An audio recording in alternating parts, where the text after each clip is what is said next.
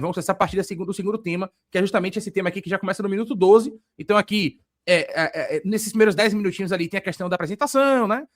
Toda aquela quebra de gelo, né? E eles falam também, né? Antes ali sobre a questão do jogo do Palmeiras e tudo mais, essa questão da arbitragem que eu acabei de citar, contextualizando para vocês. E aí eu quero começar esse react a partir desse minuto 12, na verdade, que é quando eu acho que ele começa a falar de questões que mais interessam a gente. Então, vou puxar logo aqui, Fê, essa primeira pergunta, né? A primeira pergunta é do Pedro Centucé, e ele pergunta sobre... ele já começa já sem enrolações falando sobre goleiro e tudo mais, né? Enfim, então vamos ouvir aqui o que disse o Pedro e, claro, a resposta de Cadu e aquele esquema que você sabe, que você já conhece, velho. O mesmo esquema de react de coletiva de treinador, a gente vai fazer aqui o react, claro. A gente não vai reagir a toda 1h27, porque a gente tem aqui, né, assuntos que a gente considera que são menos relevantes, então a gente vai reagir aos principais momentos e se você quiser assistir na íntegra, evidentemente, clica aqui embaixo, né, na descrição para que você consiga assistir na íntegra lá no canal do Bafo Futebol Clube, a entrevista completa do Cadu Santoro, tá? Vamos lá. Vamos lá, boa pergunta, eu sei que me aborda na rua, então tem que ser... Vamos lá, primeiro assim... O pessoal me reconhece, você parece tão bom. O pessoal me reconhece e chega a perguntar assim. Eu tento fugir um pouquinho, porque não é o meu perfil, eu sou um cara bem reservado, acho que quem me conhece sabe que eu tento fugir, não fico em rede social, não fico tentando alimentar, mas naturalmente as pessoas acabam vinculando, até porque no futebol se tenta personificar muito, né? Isso, não é o brasileiro, então, não é o clube, não é a empresa que gere, né? Quem é a pessoa? E a gente tem uma forma de gerir diferente, que é uma empresa séria, estabelecida. Se você perguntar quem é o diretor de futebol do Manchester City, muita gente não sabe quem é porque não tem aquela cara, mas é uma pessoa que já teve o diretor que ficou 12, 13 anos, agora um novo. Então, aqui no Brasil a gente quer ter a cara, a gente quer ter a personificação, a gente quer ter a pessoa que bate na mesa quando perde o jogo, então existe esse lado. Mas respondendo a pergunta do goleiro, né? Primeiro assim, eu acho que hoje em dia surgem muitas especulações, muitos nomes, e as pessoas ficam tentando acertar, tentando adivinhar. E eu acho que assim, vocês já viram como, a gente já está aqui na 4ª temporada, como a gente gere as decisões, a gente não tem aquela vazar, querer saber se a torcida apoia ou não que a gente não leve em consideração, mas porque não é a forma que a gente tenta gerir o clube. Assim, foram muitos nomes especulados. É verdade que a gente começa 2023, quando a gente entra no projeto com o Marcos Felipe, e o Marcos faz uma belíssima temporada. Eu acho que naquela temporada ele foi um dos destaques do campeonato. Depois teve um momento... De fato, né?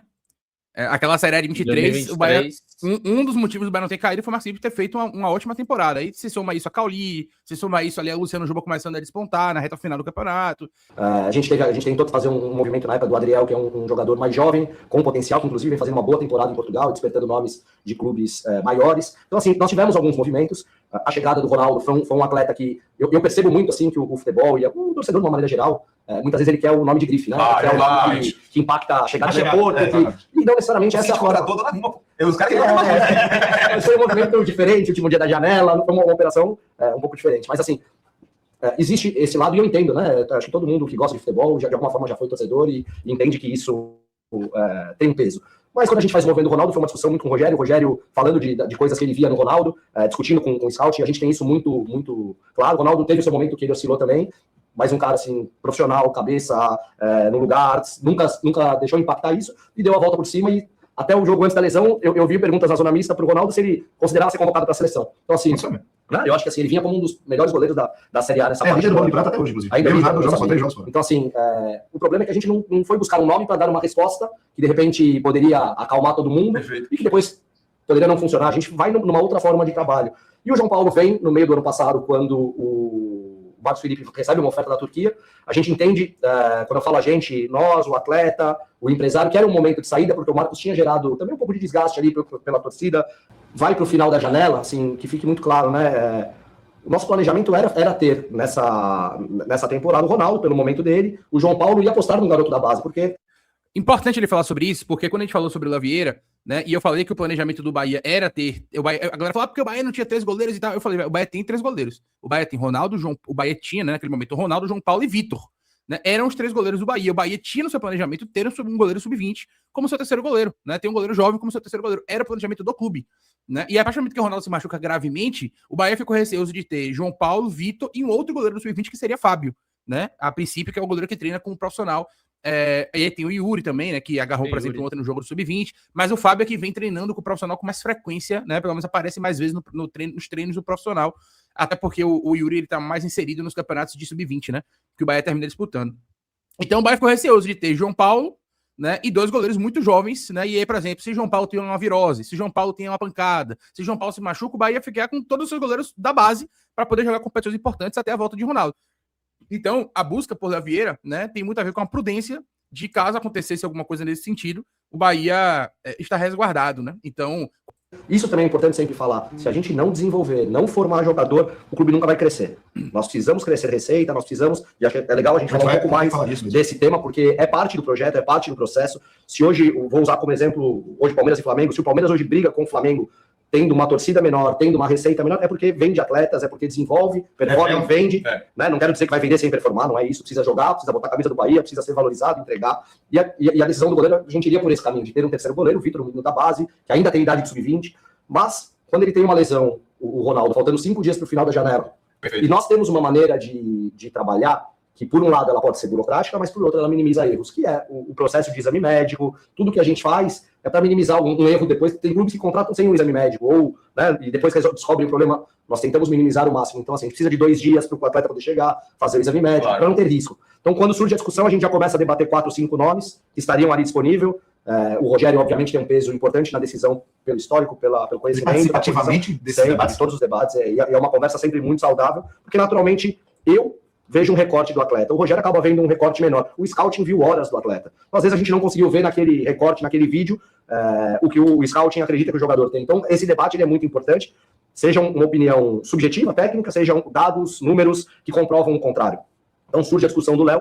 O Rogério já conhecia, né? Já tinha trabalhado com ele. E nos movimentamos muito rápido, assim, num primeiro momento a gente faz uma primeira oferta, a Chapecoense não aceitou porque era o jogador titular, faltavam 4 dias para o final da janela, a Chapecoense começou a trabalhar também no paralelo para tentar encontrar uma solução, até que chegamos a um acordo, o Léo se posicionou de uma maneira muito profissional e educada para a Chapecoense, que era uma oportunidade para ele também, e aí a partir do momento que o atleta chega no clube, começa a trabalhar, começa a treinar, a decisão do Rogério do campo, e obviamente nós não interferimos em absolutamente nada, é uma decisão dele de encontrar o momento, discutir com o preparador de goleiro, discutir com a comissão técnica. O Rogério até fala isso, né, que ele opta por começar com o Léo pelo ritmo de jogo, que ele vinha fazendo boas atuações.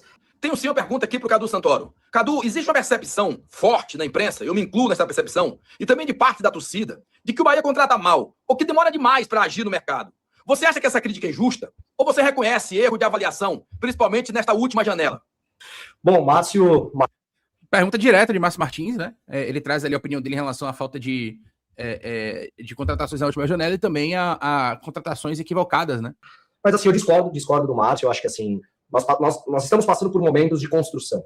E eu entendo que o torcedor ele quer o resultado imediato e eu sou a pessoa que mais quer o resultado imediato. Pode ser que tudo que a gente construa, o próximo diretor seja o cara que vai ganhar mais títulos, porque a gente pavimentou todo esse processo. Não sei, pode acontecer. Mas eu discordo porque assim, eu acho que o primeiro ano de 2023 foi um ano muito desafiador, porque a gente teve que fazer, se eu não estiver enganado, 25 contratações na primeira janela. Era uma mudança de perfil. Eu chegando, diretora de performance nova, gerente de operações novo. Tanto que a gente sempre usa o termo ano zero, um treinador chegando. Eu acho uma coisa relevante que eu gostei, né? Um ponto positivo do que eu gostei na entrevista, Fefo, é que todas as perguntas, ou pelo menos a maioria das perguntas, ele sempre faz uma volta no tempo para construir a linha do que foi, né? A ordem cronológica do que foi. Então, a pergunta de Márcia foi sobre a atual janela. Foi sobre, assim, não foi só sobre a atual janela, mas com um foco maior nessa janela, né? Falou sobre falta de reforços e tal nessa janela e também sobre erros de contratação. E aí ele volta lá em 2023, né? Para poder começar a falar justamente de todo o processo. E talvez 2023, de fato, tenha sido o ano que o Bahia mais errou em contratação. Que não conhecia a Liga, e aí faço até uma meia-culpa, porque eu posso ter errado nesse sentido, que ter sido um treinador que não conhecia a Liga Brasileira. É a primeira vez que ele fala isso, né? Ele admite um possível erro. Assim, ele não quer dizer eu errei, mas ele fala, posso ter errado, né? Errou, velho. Errou. Né? Errou. Ele não quis admitir, ele não quis falar eu errei, né? Mas ele falou, posso ter errado, errou. Né? Ele trouxe Renato Paiva, no contexto onde o Bahia tinha acabado de subir para a Série A, Renato Paiva nunca tinha treinado um time no Brasil, né? E aí ele fala, trouxe um treinador que não conhecia a Liga, né? Ou seja, basicamente ele fala, trouxe no momento errado, né? E terminou não dando certo, né? A gente viu o que aconteceu. Então, vamos lá, vamos terminar de ouvir aqui. Mas primeira vez que eu vi ele admitindo esse erro, né? Eu nunca tinha ouvido ele falar sobre isso, de falar que pode ter errado em ter trazido o Renato Paiva, não necessariamente por ter trazido o Renato, mas ter trazido naquele momento, né? Um treinador que sequer tinha treinado no Brasil e no contexto que o Bahia estava inserido de uma volta à Série A. Para o ano zero, não quer dizer que não tivesse a capacidade, mas era muito difícil, e a janela era muito longa naquele período, então eram quase 4 meses de janela, as competições acontecendo, os atletas chegando ao longo, então não foi fácil, não foi muito fácil, e custo tudo isso, a gente fez um planejamento para se manter na Série A sem sustos, não foi o que aconteceu, e aí, quando isso não acontece, é um erro, tem um erro de planejamento, e a gente tem que olhar e tem que querer entender o que aconteceu, e eu não escondo isso, que possamos ter errado em algo dentro do processo, dentro do planejamento, E aí em 2024 a gente vem para uma nova janela, atletas que estão até hoje, com, digamos assim, ao longo da temporada com mais minutagem, titular, o Caio, o Everton, o Jean, que são os atletas com muita minutagem, claro, o Nico, que se lesionou no final de 23 também. Então, assim, eu acho que ainda temos atletas desde aquele elenco de 23, temos alguns atletas ainda que fazem parte, Gabriel Xavier, Nico, Vladimir, David Duarte, que também é um, digamos assim, é um case, e aí às vezes... É uma das últimas opções do elenco e hoje titular. Pode ser que não tenha aquela grife, né? Que as pessoas querem o nome, mas o nível de performance do David assim, é algo absurdo. Hoje, para mim, é um dos melhores zagueiros da Série A. Performance, números, mas de repente não tem aquela grife, não jogou na Europa e não é tão valorizado. Mas tem atletas desde aquele elenco e a gente vem tentando melhorar o elenco a cada ano. Né? Depois da chegada do Mingo, a própria chegada do Juba em 23. Então, assim, foi um processo. Só que eu entendo e eu gostaria muito que... sempre que a gente fizesse uma contratação, o torcedor se identificasse, conhecesse, gostasse, entendesse. Mas não necessariamente isso acontece. Quando o Juba chegou, ele não tinha esse peso. Era um jogador de Série B. Era um jogador de Série B. Eu discordo desse argumento dele, sabia? Porque Juba chegou da Série B, mas Juba chegou como um dos principais artilheiros do país, velho. Naquele contexto, né? E teve todo o hype, Juba, porque o Bahia já tinha assinado pré-contrato com ele, então já tinha todo aquele hype do Bahia tá tirando um jogador do esporte de graça, não sei o quê. Então, Juba chegou com hype sim. Ele não chegou com hype, assim, de um jogador que veio da Europa e tal, mas ele chegou com hype de um cara que poderia despontar no Bahia. Claro, ninguém nunca ia imaginar que ele ia despontar no Bahia da maneira que ele tá despontando agora, como um lateral esquerdo, né, sendo um dos melhores laterais esquerdos do país, até porque quando ele veio para o Bahia, ele já jogou no esporte mais adiantado, ponta, né? Como ponta, né? Exatamente. Então, assim, eu discordo um pouco dessa avaliação do Luciano Juba. Do Luciano Juba chegou no contexto, sim, de hype, só que num hype diferente, né? Não era um hype de vinda da Europa, ou um hype, assim... sabe, de um jogador pronto, mas era um jogador que sim poderia render frutos ao Bahia, cara, só que se esperava que ele rendesse mais adiantado e não como lateral esquerdo. Aí o Marco falou, um hype regional. Aí, concordo, hype regional. Mas tinha um hype. Muita gente de fora assim, né? De fora do estado. Nenhum torcedor do Bahia criticou a contratação de Juba, nenhum. Sim. É isso que eu tô falando. Nenhum jogador do Bahia, nenhum torcedor criticou a contratação dele, né? Nos primeiros jogos dele no Bahia, os primeiros meses do Bahia dele, ele não tinha conseguido ainda performar tão bem, e aí naqueles primeiros meses ele sofreu ali algumas críticas, né? Naqueles primeiros meses ali de Bahia. Mas a contratação do Juba não foi questionada. Não foi questionada. Existem situações diferentes. Existem situações como a do Everton, que é um cara que impacta, que o aeroporto lota, que o torcedor fica feliz e obviamente a gente tem que estar de olho nesse perfil, mas existem perfis de contratações como foram o Juba, o Jean Lucas, o Mingo, o Pulga, posso falar o Nico, o David, de muitos atletas que se tornaram os melhores das posições no Campeonato Brasileiro, claro, por mérito do atleta, por mérito do Rogério, da comissão técnica. Então, em alguns momentos, chegarão atletas que não são aquele impacto que o aeroporto lota, mas que a gente entende que eles podem se tornar as referências. Então, parte do nosso trabalho, se a gente ainda não tem a capacidade de receita, de folha, a gente ainda não está num nível que a gente pode competir com as contratações mais caras da janela, e eu acho que isso vai acontecer não no curto prazo, mas na hora que o clube tiver uma capacidade de receita mais alta, nós vamos brigar por esses atletas, nós vamos fazer outras tomadas de decisões e desenvolver os atletas para que eles possam se tornar as referências das posições. Foi bem ele falar sobre isso, ele falou sobre Pulga. É importante a gente lembrar que o Bahia rejeitou recentemente uma proposta de quase 70 milhões de reais por Eric Pulga, né? E o Bahia pagou 20. Então a gente tá falando de uma valorização aí de pelo menos 3 vezes o valor, mais do que 3 vezes o valor, né? Do que o Bahia pagou no Eric Pulga, né? Aí a gente pagou 20 milhões e ele recebeu a proposta de quase 70 milhões, na casa dos 70 milhões. Então o Bahia rejeitou essa proposta, só para ficar claro, era a proposta do futebol, se não me engano, árabe, né, que chegou por ele, e o Bahia terminou rejeitando essa proposta aí para poder ter o Eric Pulga aqui. Então, de fato, né, é um jogador que você compra por 20, o jogador performa, ajuda, faz gols aqui, participa, né, e depois pode ser vendido por 3, 4, 5 vezes o valor que ele foi comprado, como foi o caso do Lúcio também, por exemplo, né. E tudo isso associado àquele imaginário de que o Bahia, sob a gestão do Grupo City, vai poder despejar dinheiro e contratar quem quiser, acabou reforçando isso, né, porque o Bahia não foi só Everton, né, teve Jean, teve o próprio Alexandre, que era chegaram a fazer a parte, exatamente.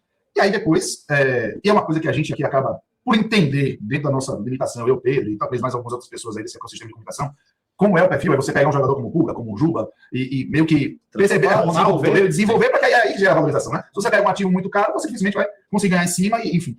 Mas teve o Everton Ribeiro, e depois o Bahia foi para outros perfis, além com esses citados. E além disso, o Bahia também foi, ao longo do tempo, fazendo menos em quantidade movimentos de mercado, e o torcedor também teve esse choque, porque o que ele imaginava? Chegou a janela, vou pegar meu caminhão de dinheiro e vou trazer e qualificar mais ou menos. Então, acho que é uma boa oportunidade, Cadu, para você trocar essa ideia com o torcedor e explicar exatamente por que isso acontece e por que isso está no caminho certo. Porque eu imagino que essa é a lógica que o Bahia está entendendo. Não é um bolso sem fundo, né, cara? Isso é importantíssimo falar, né? Assim, vou tentar dividir isso daí para deixar muito claro a minha visão, o meu ponto. Primeiro, assim, se você olhar ano após ano, as janelas elas são muito similares em relação aos valores. O que acontece é que ela está ficando cada vez mais caro. O jogador aqui naquele momento custava um valor, hoje ele já custa mais caro, o mercado está mudando, as folhas vão aumentando. Então, assim, existe uma concorrência nesse sentido. Eu sei que tiveram muitas críticas em relação a essa janela por valores investidos, mas eu posso garantir para vocês que se a gente somar as duas janelas, elas vão se equiparar em valores. Serão valores similares ao que a gente fez sempre em 2 janelas por ano.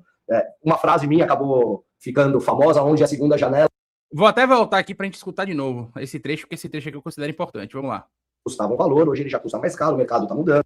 Isso de que o mercado está cada vez mais inflacionado, a gente já conversa aqui diariamente, né? É o que eu falo para vocês. A gente está tendo a maior folha da nossa história, o maior orçamento da nossa história. Só que todos os outros clubes também estão tendo a maior folha da sua história e o maior orçamento da sua história, né? E os jogadores estão cada vez mais caros, né? Jogadores medianos para baixo ganhando aí um dinheiro absoluto, aí absurdo, né? Então isso aí a gente já conversa diariamente de que o mercado de fato está bem complicado. Mas vamos lá. Essa é que ela está ficando cada vez mais caro. O jogador que naquele momento custava um valor, hoje ele já custa mais caro, o mercado está mudando, as folhas vão aumentando. Então, assim, existe uma concorrência nesse sentido. Eu sei que tiveram muitas críticas em relação a essa janela por valores investidos, mas eu posso garantir para vocês que se a gente somar as duas janelas, elas vão se equiparar em valores. Serão valores similares ao que a gente fez sempre em 2 janelas por ano. Uma frase... E aí, resta saber o que é que a gente vai... A questão que a gente vai... qual é o valor que vai ser pago, né? Porque quando ele fala das 2 janelas, ele fala dessa primeira janela, que foi um valor investido baixo, até onde eu sei, né? E vai ter um investimento no meio do ano. Esse investimento no meio do ano já está contando com o valor de Alejo Vélez. O valor de Alejo Vélez vai contar no meio do ano ou vai contar agora, né? Então, são questões que ficaram nessa dúvida aí. Ele fala que são valores que vão chegar em semelhança, né? Que o Bahia chegou ali em valores semelhantes, não iguais, né? Mas valores próximos, valores semelhantes, né? Então, ele meio que discordando de que a janela foi uma janela mais fraca, né? Eu, particularmente, entendo que foi uma janela mais fraca, não só em termos de financeira, mas em termos também técnicos, né? Então, fica essa dúvida aí se, por exemplo, na contabilidade do clube já conta essa situação do Alejo Vélez para agora, ou se para não, né? Ele botou na leira, ele falou somando. Sim, exatamente o que eu tô falando, Fabrício. A gente só teve uma janela na temporada. Para que a gente tenha a outra janela, a gente precisa ter outra janela. Então ele não somou a segunda janela ainda. Por isso que a dúvida é: o valor de Alejo Vélez já vai entrar agora, ou o valor de Alejo Vélez vai entrar na segunda janela? Porque se entrou agora, nós não vamos ter um investimento tão alto na segunda janela. Se o valor de Alejo Vélez entrar na segunda janela, né, isso já computa com o que ele está somando, né? Eu vou voltar aqui para a gente justamente entender o que ele está dizendo aqui, né? Ele disse que somando as 2 janelas, os valores são semelhantes ano a ano. Então ele já somou o valor de Alejo. Talvez sim, talvez não, né? Pode ser que sim, pode ser que não, né? A outra janela ainda não chegou. É isso que eu tô falando. A gente pode deduzir que sim, mas a gente não tem certeza de que sim, né? A gente não tem como saber se o valor na contabilidade do clube entrou agora ou vai entrar no meio do ano, pô. Né? A segunda janela ainda não aconteceu. O Bahia só passou nesse momento por uma janela. Essa é uma das melhores perguntas da entrevista para mim, né? De verdade. Porque parece uma pergunta idiota, parece uma pergunta boba, né? Mas é uma pergunta que, de fato, questionou. Porque o torcedor do Bahia, pelo menos os mais radicais, né? Esse discurso se perpetua de os caras só vieram pra cá pra gastar dinheiro, ou pra ganhar dinheiro, não vão gastar nada, vão só vender jogador e acabou, só pensam só pensam como empresa e tal. Então é simples, o Cássio fez uma pergunta simples, mas talvez tenha sido a melhor pergunta da entrevista. O Bahia quer ganhar títulos. É isso, é boba, mas é algo que precisava ser dito, né? Ouvir da boca do diretor de futebol de que ele não viria pra cá se não fosse para ganhar títulos é algo que deixa, na minha concepção, né, as coisas mais claras, né? Não que eu estivesse duvidando de alguma coisa, porque eu acredito no projeto, né? Eu sei que tem erros, tem equívocos, a gente critica aqui quando tem que criticar, mas eu acredito no projeto a mais de longo prazo, né?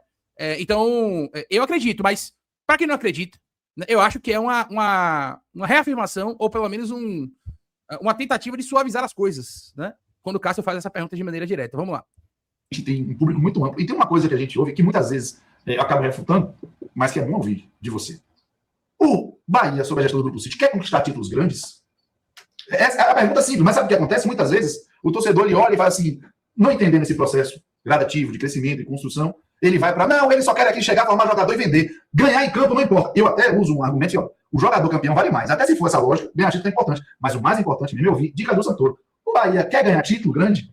Cássio, eu te digo assim, aí eu vou responder do lado mais pessoal do que até com o boné do City. Se não fosse para vir aqui brigar por título, eu não estaria aqui, eu não viria para cá. Eu vim para cá porque eu quero reconstruir esse clube, que é um clube gigante, né, apaixonante.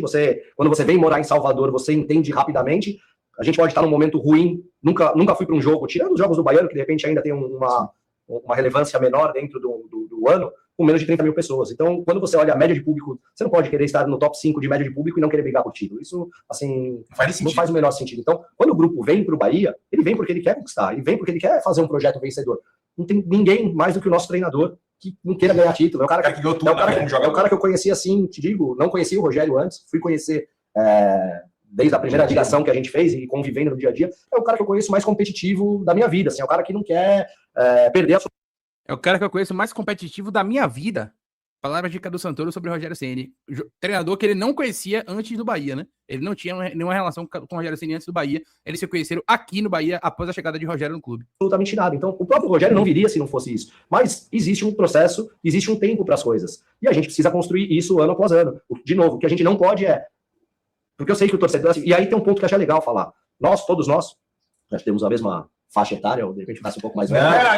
Eu não quero dizer não, mas se você souber a idade de Cadu, você trabalhou futebol. Esse é o problema. Você olha o problema do futebol. Mas se você... Mas aí você começou Mas se a gente for analisar o histórico dos clubes de futebol, como a gente cresceu vendo futebol, o que foi o futebol brasileiro nos últimos 20 anos, com exceção desses últimos 5?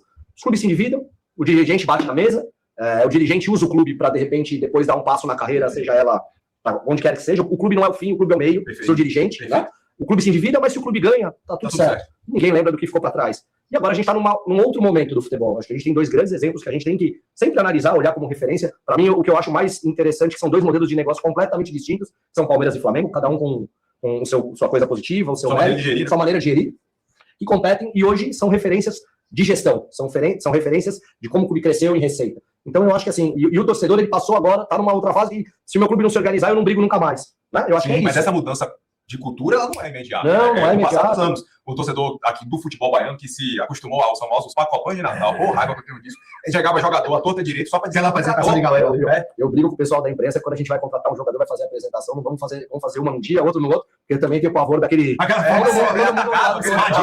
Mas é isso, eu acho que a gente vem mudando a nossa maneira. E uma coisa que o torcedor do Bahia pode ter toda certeza: o clube vem sendo gerido de uma maneira profissional, de uma maneira correta, de uma maneira organizada. As decisões acontecem no achismo, as decisões elas acontecem com muito debate, com muita referência a dado, estudo, para poder tomar cada decisão. A gente vai acertar sempre? Não vai. Claro. Tomei decisões equivocadas na minha gestão? Claro que eu tomei, como todos nós tomamos. A gente vai acertar sempre? Não vai. Tomei decisões equivocadas na minha gestão? Lógico que tomei. Né? Importante esse reconhecimento aí. Interessante também essa minha culpa do Cadu Santoro. Gostaria que ele falasse. Eu acho que faltou nesse momento aí, talvez, aquele. Nomear. Cite um exemplo. Cite um exemplo. Sabe? Dá nome aos no momento que ele falou isso aí, cite um exemplo pra gente. Um exemplo que você pode citar, por exemplo. E aí, pra saber o que é que ele falaria em relação a uma das decisões difíceis, erradas, equivocadas que ele tomou, né? Velho, esse cara, no final da carreira dele, infelizmente, jogando o que tá jogando, Cássio tem uma fala que é maravilhosa, diz assim: porra, torcedor do Cruzeiro e do Flamengo vira esse cara no auge. E a gente tá vendo ele, infelizmente, na reta final de carreira. 2 perguntas sobre Everton Ribeiro. O que ele trouxe pro Bahia, além de tudo que a gente consegue ver e mensurar dentro e fora de campo, para o dia a dia, para a instituição, para o projeto, acho que é importante que isso seja dito, e principalmente o pós. O que é que o Bahia trabalha para fazer com que, depois que Everton pergunta boa essa de saia, enfim, quem vai vir para ocupar essa lacuna, não só dentro de campo, mas por tudo que ele representa. Aí eu vou fazer uma pergunta. Estava no pacote da ideia do Grupo City sua de que viria uma figura importante dentro de campo pela qualidade técnica, mas também o ídolo, o potencial ídolo. Tipo, eu vou trazer o cara que tem no pacote um potencial, porque é aquilo que eu falo. O cara saiu do Cruzeiro, o Cruzeiro ama ele. O cara saiu do Flamengo ama ele. E ele tá no Betis, o ama ele. Estava no pacote, foi mapeado também. Eu vou trazer um cara para que ele represente essa mudança de patamar também na postura, na conduta, no carisma. Antes da resposta, vamos pro intervalo, brincadeira. A galera em casa agora virou Então, primeiro, eu já falei numa outra entrevista, o Everton foi uma estratégia nossa ser a primeira contratação da janela. Isso ele já falou 2024, mesmo. Porque a gente sabia que a chegada do Everton ajudaria na montagem do elenco. E um adendo importante, viu? Everton veio pro Bahia porque o Rogério Ceni ligou para ele também, tá? É só para deixar claro isso aí. Isso já foi dito também. O Rogério Ceni teve um papel fundamental na vinda de Everton Ribeiro pro Bahia. Por já ter trabalhado com ele, já ter sido campeão com ele no Flamengo, né? Ele ligou para poder explicar para Everton como é que ele gostaria de trabalhar com o Everton por aqui, taticamente falando. Então o Rogério também teve papel fundamental, além obviamente, da diretoria. Porque é natural, você vem no 2023 de última rodada, de brigar pelo rebaixamento, e qualquer jogador que você busca quer entender o que é esse projeto, aonde esse clube vai competir. Quando você convence um Everton Ribeiro, que tinha oferta de outros clubes na mesa, o próprio Flamengo inclusive do Fluminense, por um ano, né? A gente, naquele momento, oferece 2. Quando o Everton abre a janela de transferências, faz com que uma ligação para o Jean, uma ligação para o Caio, o cara olha e fala assim... Se Everton for, eu vou também. Exato, esse projeto. Então, assim, eu acho que isso foi uma estratégia nossa. Respondendo parte no final da tua pergunta, eu acho que qualquer clube de futebol é formado de ídolos, né? As crianças querem ver os ídolos, e o Everton traz isso. Então, eu acho que foi muito importante. É um cara, como você falou, que é querido onde passou. Qualquer viagem que a gente chega, a gente vai jogar no interior da Bahia, no Campeonato Baiano, qualquer lugar do Brasil, ele é o cara mais esperado, assim, né? A gente brinca que ele e o Rogério são os caras, dependendo da geração, né? Com gerações distintas, mas ele é muito esperado. Então, assim, ele no dia a dia, e aí voltando para a sua pergunta, ele no dia a dia, ele é uma referência por tudo que ele entrega. Então, é um cara que chega cedo, vai embora tarde, se dedica, cumpre tudo, e isso você não tem a dúvida que o jovem, quando ele olha, e de repente ele tá naquele dia que ele não quer fazer, mas ele tá vendo que a referência do elenco, o capitão, tá fazendo, o cara vai pensar 2 vezes antes de não fazer, digamos assim, qualquer coisa. Então o Everton, ele traz, um pacote completo, ele é um cara que ele transcende o futebol, né? Ele é um cara que você enxerga em situações fora do futebol, porque ele se tornou uma referência hoje na cidade. Vive né? em Salvador. Vive em Salvador, assim. Integrado. Vive muitíssimo bem. Diga-se de passagem. Diga-se de passagem, vive muito bem. Tomou uma decisão de viver em Salvador, de ter a família dentro da cidade, está super adaptado, assim, com tudo. Então, e aí, quando você pergunta o que vai ser feito depois, primeiro que esse nível de atleta você não repõe. Vamos partir desse você vai buscar alternativas, né? Claro. Seja em outro perfil, ou o próprio Rogério, numa forma de jogar, porque um cara que atingiu um nível tão alto... Perfeito. Pergunta para Cadu Santoro, João Leiro, Info Bahia. Cadu, eu sei que você é um cara que gostaria de falar mais, né? A gente tem informações de bastidores, tem boas fontes, e eu sei que você gostaria às vezes de se posicionar mais, como, por exemplo, no ano passado, na derrota para o Atlético Mineiro, aquela situação de Canu, você queria ter se posicionado, queria ter falado, né? Até que ponto você, de fato, não pode, né, falar, ou não é permitido que você fale, né? Quais são as diretrizes que impedem que você fale, e se isso é possível, existe uma mudança. Eu acho que o principal, e aí é uma opinião minha, acho que o principal problema hoje do Grupo City no Bahia é a questão da falta de comunicação, né? A comunicação não sendo bem feita, não tendo a transparência necessária, o torcedor termina ficando meio desnorteado e, claro, termina, às vezes, cobrando até para além da conta, né? Então, até que ponto o Cadu pode falar, até que ponto, de fato, o clube pode se posicionar dessa forma, ou se Manchester, o Grupo City, realmente não permite que isso aconteça. Abraço. Respondendo a pergunta do Leiro, eu acho que vai muito com o início da nossa conversa. Só uma coisa, eu vou fazer uma corneta antecipada. Ele não respondeu minha pergunta da maneira que eu queria, tá? Eu vou deixar ele responder aí, e no final eu vou dizer que ele não respondeu da maneira que eu queria. Ele saiu pela tangente, e o ponto principal da minha pergunta, ele não respondeu. Vamos lá. Né, sobre entrevistas, eu acho que as entrevistas, eu volto um ponto, assim, eu acho que sim, o grupo tem uma maneira de entender quando os profissionais têm que se posicionar. A gente tenta fazer essas entrevistas, o pós-janela, ou explicar alguma coisa, tentar ser um pouco mais amplo, né, falando de construção de projeto, de gerenciamento do clube como um todo, mas também, assim, eu acho que o que muitos clubes fazem não é uma crítica, é uma opinião, também é extremista, né, de que a qualquer momento alguém tem que falar, porque senão você começa como é que você mensura qual que é o momento de uma crise e qual que não é? De repente, para um grupo de torcedores, aquele é o momento que o diretor tem que falar, para o outro, naquele outro. Então, assim, é uma forma, vamos falar assim, profissional que o grupo planeja, com que não só eu, mas os executivos falem, em determinados momentos, em determinadas situações. E eu acho que, assim, eu entendo que em alguns momentos o torcedor gostaria, mas existe uma estratégia por trás na hora do planejamento do ano. E o que a gente percebe? Vamos lá. O meu principal foco, é claro que eu até citei o exemplo, né, do jogo lá do Atlético Mineiro ano passado, mas o principal foco da minha pergunta, inclusive eu faço essa crítica na pergunta, né? Eu falo que no meu ponto de vista, o principal problema do Grupo City é a falta de transparência na comunicação. Então, quando eu falo falta de transparência, eu não estou falando sobre Cadu Santoro chegar e reclamar publicamente no microfone sobre um jogo, ou sobre uma arbitragem, ou sobre alguma coisa. Quando eu falo falta de transparência, é se comunicar com o torcedor sobre projeto, né? É se comunicar com o torcedor sobre as etapas do projeto, né? É comunicar com clareza, né, o que é que o Grupo City e o Bahia, né, entendem sobre determinados aspectos do projeto. Inclusive eu falo, né, que a falta dessa comunicação clara, a falta dessa transparência pode levar, inclusive, a críticas que são críticas fora de órbita, né? Porque se o torcedor ele não sabe em que pé andam as coisas, se o torcedor ele não tem a transparência necessária para poder entender como é que as coisas estão caminhando, o torcedor ele fica desnorteado e sem esse norte, né, evidentemente, o torcedor ele termina, às vezes, criticando para além da conta. E eu trago isso na minha pergunta. Então, eu acho que ele tangenciou a pergunta, né? Ele pegou um trecho da pergunta ali, uma contextualização da pergunta, respondeu e linkou a uma pergunta inicial lá, né?